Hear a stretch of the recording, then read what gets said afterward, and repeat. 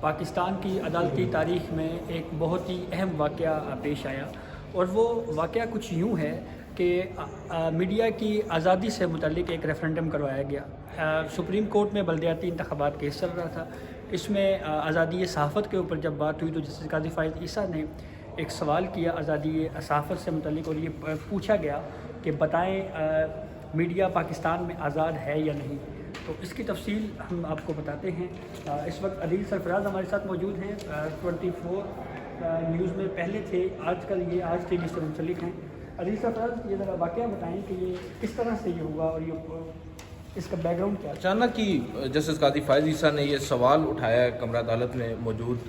جو attorney general تھے ان سے یہ پوچھا ہے کہ کیا پاکستان میں میڈیا آزاد ہے، جس پر اٹارنی جنرل جو ہیں وہ سوال کا جواب دینے سے کتراتے نظر آئے ہیں، جس پر فائز عیسیٰ صاحب نے ان کو کہا ہے کہ آپ کے پاس 3 آپشنز ہیں، ہاں، نہ یا مجھے معلوم نہیں ہے، جس پر اٹارنی جنرل نے مسکرا کر کہا کہ کیا میرے پاس کوئی چوتھا آپشن بھی موجود ہے۔ تو اٹارنی جنرل نے خیر بات کو گول مول کیا، جس پر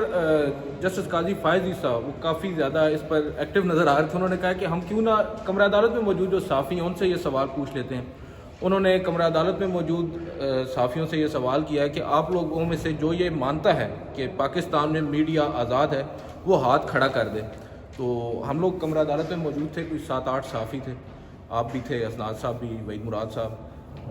کسی ایک صحافی نے بھی ہاتھ کھڑا نہیں کیا۔ اس کے بعد انہوں نے کہا کہ چلیں ہم یہ سوال پوچھ لیتے ہیں کہ کیا پاکستان میں میڈیا آزاد نہیں ہے۔ تو کمرہ عدالت میں موجود تمام صحافی اور ناصر اقبال صاحب جو کہ ایک کونے میں بیٹھے تھے وہ انہوں نے بھی کھڑے ہو کر ہاتھ کھڑا کیا، اور تمام صحافیوں نے ہاتھ کھڑا کیا کہ پاکستان میں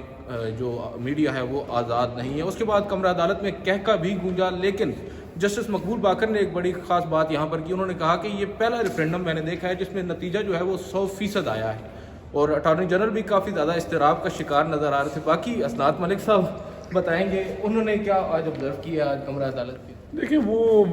جو اصل بات تھی وہ جسٹس مقبول باقر کا تھا کہ جی جنہوں نے خاموش رہنا ہے رہیں، لیکن ہم جتنا بول سکے بولیں گے، اب خاموش نہیں رہا جا سکتا، گھٹن کا ماحول ہے۔ یہ اس قسم کی جو چیز ہے کہ یہ میرا خیال ہے کہ یہ جو دو سپریم کورٹ میں 2 اپروچز ہیں اس کو ریفلیکٹ کرتی ہیں کہ ایک جو اپروچ ہے، کچھ ججز وہ شخصی آزادی کی بات کر رہے ہیں، ڈیموکریسی کی بات کر رہے ہیں، فنڈامنٹل رائٹ کی بات کر رہے ہیں، کچھ جو دوسری اپروچ ہے وہ کہہ رہی ہے کہ ملک کی جو جڑ ہے وہ کرپشن ہے، اس کے علاوہ وہ بیڈ گورننس ہے، گورننس جس طرح اسٹیل مل کا میٹر اٹھایا گیا،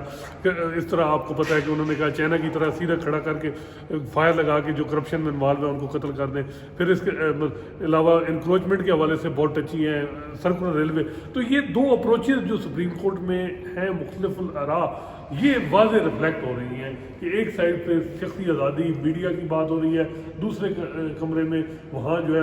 بیڈ گورننس، مس مینجمنٹ، انکروچمنٹ کی بات ہو رہی ہے۔ تو یہ سپریم کورٹ جسے کہتے ہیں کہ ہاں 2 سیدھی بات ہے کہ 2 واضح جو ہے 2 مختلف الآراء اور مختلف اپروچز چل رہی ہیں جو ہم نے یہ چیز آبزرو کی ہے۔ بہت شکریہ۔ جسٹس مقبول باقر نے کچھ آبزرویشنز اور بھی دی ہیں میڈیا کی آزادی سے متعلق۔ انہوں نے یہ کلیئر کیا ہے کہ عام طور کے اوپر ججز اس طرح کی آبزرویشن سے گریز کرتے ہیں، لیکن یہاں پر ایسے واقعات بھی ہوئے جہاں پہ دن دہاڑے صحافیوں کو اٹھا لیا جاتا ہے، ان پر تشدد کیا جاتا ہے، اور جب حکومت سے پوچھا جاتا ہے تو حکومت کا یہ جواب ہوتا ہے کہ ہمیں اس بارے میں کچھ بھی معلوم نہیں ہے، ہم اس معاملے میں بالکل